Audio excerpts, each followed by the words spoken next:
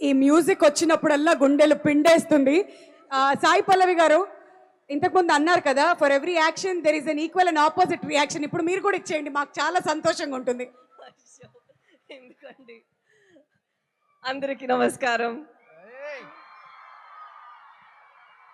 ఎంత బాగుందో మీ అందరినీ ఈరోజు చూసి చాలా సంతోషం. ఆ రోజు రామారావు గారు వచ్చారు కదా, అప్పుడు ఆ ఇంటర్వ్యూ చేసినప్పుడు చెప్పారు, మీ ఫిలిం సక్సెస్ అయినప్పుడు శ్రీకాకుళంకి రండి, మాతో పాటు సక్సెస్ మీట్ పెట్టండి అని చెప్పారా. ఆ రోజు నాకు ఒకే ఒక థాట్ ఉండేది, ఎలాగో ఈ ఫిల్మ్ బాగా రావాలి, మేము వచ్చి మీతో పాటు ఇది సెలబ్రేట్ చేయాలి అని. ఎందుకంటే తను కొన్ని మాటలు చెప్పారు మా గురించి, మా సేపల్ చేసే వాళ్ళ గురించి, ఇప్పటి వరకు మూవీస్ చేయలేదు, సో మీరే చేశారు ఇదన్నీ. యాక్చువల్లీ నిజం చెప్పాలంటే వాళ్ళు లైఫ్లో అంత ఒక డ్రామా ఉంది, మేము ఇలా కూర్చొని రాస్తే కూడా ఆలోచించలేము. ఎక్కడ 200 pages పైన వస్తుందండి. అవును, ఎలాగ అక్కడ వెళ్ళి ప్రిజన్లో ఉన్నారో వాళ్ళని ఇక్కడి నుంచి ఎలా ఏ ధైర్యంతో వచ్చి తీసుకొని రావాలో అదన్నీ మేము యాక్చువల్లీ ఇమాజిన్ చేస్తే కూడా ఇది ఇంత ఒక 2 hours చేయగలుగుతామనేది తెలీదు.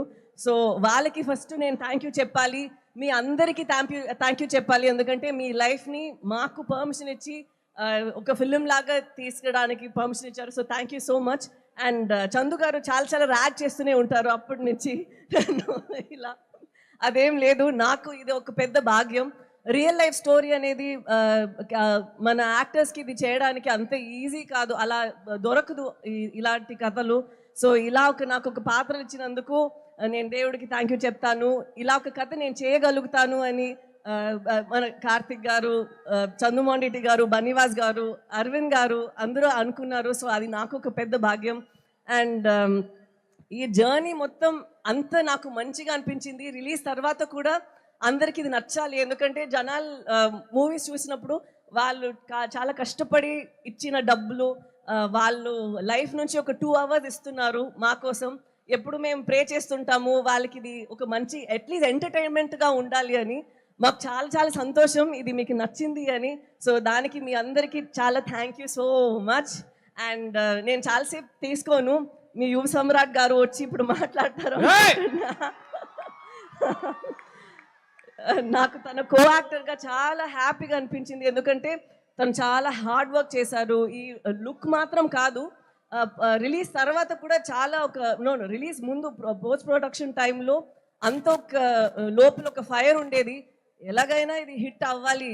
ఎందుకంటే తను చేసిన ప్రయత్నం మాత్రం కాదు, ఈ స్టోరీలో ఒక నమ్మకం ఉంది తనకి. అండ్ ఇది చాలా నమ్ముతారు, ఇది అందరికీ ఇది కనెక్ట్ అవుతుంది, ఈ ఫీలింగ్ వాళ్ళందరికీ నచ్చుతుంది అని. సో తన నమ్మకం, డైరెక్టర్ గారి నమ్మకం, అండ్ మా అరవింద్ గారు ఎక్కడ వెళ్తే మాకన్నా ముందు ఉండి నేను ప్రమోట్ చేస్తానని ఉన్నారు. సో వాళ్ళందరికీ ఇది నేను సమర్పణం చేస్తాను. అండ్ నాకు ఈ శ్రీకాకుళం స్లాంగ్ వచ్చిందంటే దానికి యోగి ఇక్కడి నుంచి వచ్చి నాకు చాలా ట్రైనింగ్ ఇచ్చారు డబ్బింగ్ టైంలో. సో యోగి కూడా థ్యాంక్ యూ చెప్పాలి.